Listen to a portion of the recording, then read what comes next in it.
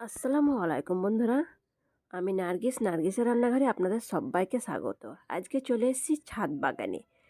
আজকে আপনাদেরকে শুকটি মাছ দিয়ে রসুন পাতা আলুর তরকারি বানিয়ে দেখাবো। তার জন্য ছাদ বাগানে চলে এসেছি। দেখুন এখানে রসুন গাছ লাগিয়েছি। এই রসুনের পাতাগুলোকে একটা গাছে 3-4টে করে পাতা তুলে নেব। বাড়িতে সবজি লাগিয়ে খাওয়ার টেস্টই আলাদা, স্বাদই আলাদা। দেখুন এইভাবে আমি পাতাগুলোকে তুলে নেব।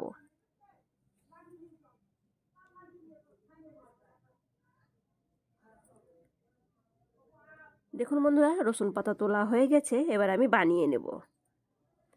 দেখুন দেখুন আমি রসুন পাতাগুলোকে বানিয়ে নিয়েছি। ছোট ছোট টুকরো টুকরো করে নিয়েছি। এখানে বড় সাইজের 3টে আলু নিয়েছি, একটা ছোট সাইজের পেঁয়াজ নিয়েছি। কড়াই নিয়ে নিয়েছি, কড়াইয়ে সামান্য একটু তেল দিয়ে নিয়েছি। এবার শুকটি মাছগুলো ভেজে নেব। এটা পুঁটি মাছের শুটকি, একটু লাল করে ভেজে নেব। দেখুন বন্ধুরা, শুটকি মাছগুলো ভাজা হয়ে গেছে। এবার আমি একটা প্লেটের মধ্যে তুলে নেব।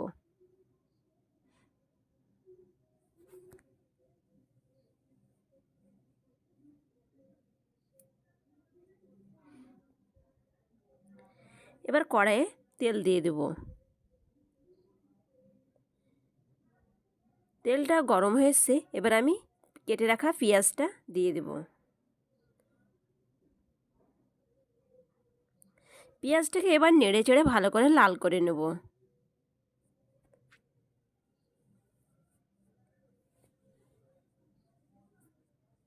পেঁয়াজটা লাল হয়ে গেছে। এবার দিয়ে দেবো কেটে রাখা আলু।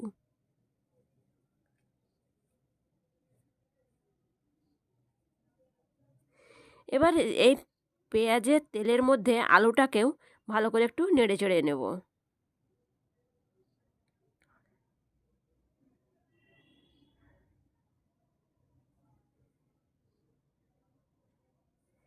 এবার দিয়ে দেবো মশলা। দিয়ে দিলাম 1 চামচ লবণ। লবণটা আপনারা নিজের স্বাদ মতো কমিয়ে বাড়িয়ে নিতে পারেন। 1 চামচ লঙ্কা গুঁড়ো, ঝালটাও ঠিক একই রকম কমিয়ে বাড়িয়ে নিতে পারেন। 1/2 চামচ জিরে ধনে গুঁড়ো,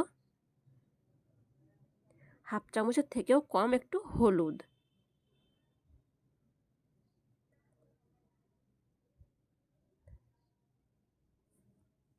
এবার একটু জল দিয়ে দিলাম যাতে মশলাটা পুড়ে না যায়। এবার আলুটাকে ভালোভাবে মশলার সঙ্গে কষে নেব।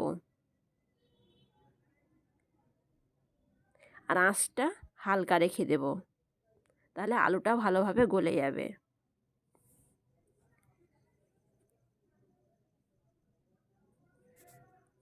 দেখুন বন্ধুরা, আলুটা কষানো হয়ে গেছে। এবার আমি রসুন পাতা কেটে রেখেছি, এটাকে ভালো করে ধুয়ে দিয়ে দেব।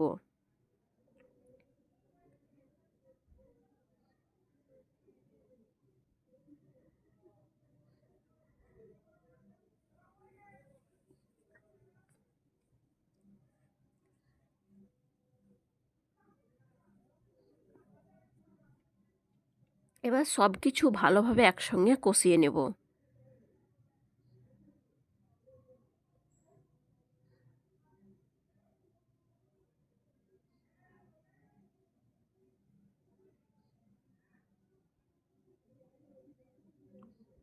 দেখুন বন্ধুরা, তরকারির কালারটা কত সুন্দর হয়ে এসছে। হালকা আঁচে এভাবে একটু টাইম নিয়ে তরকারি কষতে হবে। কালারটাও ভালো হবে, টেস্টও ভালো হবে। দেখুন বন্ধুরা, কষানো হয়ে গেছে। এবার আমি জল দিয়ে দেব।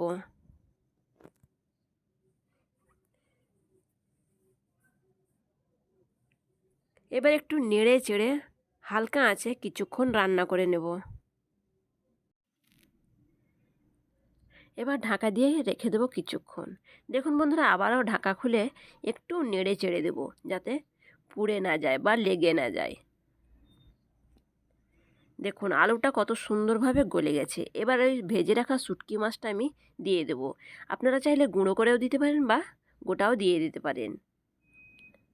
আমি গোটাটাই দিয়ে দেবো, সামান্য একটু ভেঙে দিলাম।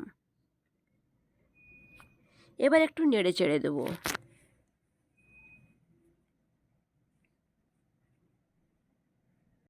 দেখুন বন্ধুরা, আবার একটু ঢাকা দিয়ে রেখে দেবো। কত সুন্দর কালার হয়েছে দেখুন। রসুন পাতা আলু ভালোভাবে গলে গেছে।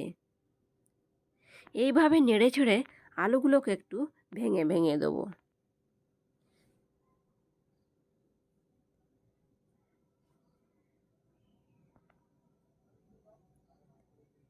এইভাবে এইভাবে একবার হলেও রসুন পাতা দিয়ে আলু দিয়ে রান্না করে খেয়ে দেখুন, দারুণ সুস্বাদু, একবার খেলে বারবার খেতে চাইবেন।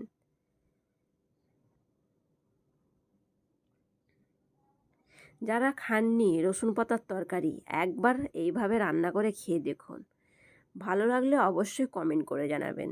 দেখুন বন্ধুরা, রান্নাটা আমার হয়ে এসছে আর কালারটাও ভালো হয়ে এসছে। এবার আমি গ্যাসটা অফ করে ঢাকা দিয়ে কিছুক্ষণ রেখে দেব। ফিরে আসছি কিছুক্ষণ পরে, আপনাদেরকে পরিবেশন করে দেখাবো।